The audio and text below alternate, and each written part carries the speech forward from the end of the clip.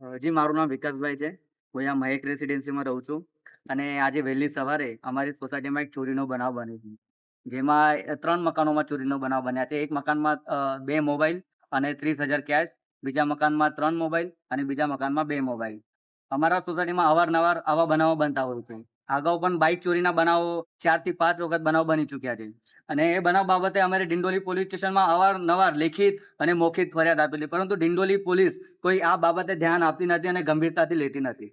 અનેક વખત અમે પીઆઈને રજૂઆત કરવા છતાં પીઆઈ અમોને કહેતા હોય છે કે તમે એવા વિસ્તારમાં કેમ રહેવા જાઓ છો? હાલાકી પોલીસનું કામ છે ગુનેગારોને શોધવાનું, ના કે તમે જે ફરિયાદી હોય એમને તમારે એ બિહેવિયર કરીને એમને તમે એવો જવાબ આપવાનો. મારું કેટલાની ચોરી થઈ છે હમણાં? જી, એમાં રોકડ રકમ છે, 2 મોબાઈલો છે, ટોટલ 7 મોબાઈલ ગયા છે અને 30,000 થી 40,000 કેશ જે રકમ હતી એ ચોરી થઈ છે આજે સવારે. શું માંગ છે હવે? અમારી માંગ એ છે કે જે આરોપીઓ છે એવા વિસ્તાર છે, પાછળ આવાસ જેવા વિસ્તાર છે ને ત્યાં ગંભીર ગુનાના આરોપીઓ ત્યાં રહે છે, એવા આરોપીઓ પર અંકુશ લાવવા જોઈએ એમના પર, અને આ જે એની તપાસ થઈ આરોપીને પકડી મંગાવી એમના પર કાયદેસરની કાર્યવાહી થવું જોઈએ. અને જે મહત્વનું વસ્તુ છે કે આ વિસ્તારમાં પોલીસ પેટ્રોલિંગ જરાક બી થતું નથી.